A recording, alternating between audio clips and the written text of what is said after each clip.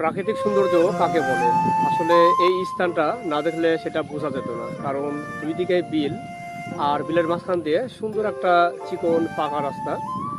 আর এই দৃশ্যটা এখন যে একটা প্রাকৃতিক ওয়েদার, মানে এখন রোদ নেই, কিন্তু দিনের বেলা মোটামুটি সকাল 9টা বাজে, এই সময়টা কিন্তু খুবই দারুণ লাগছে।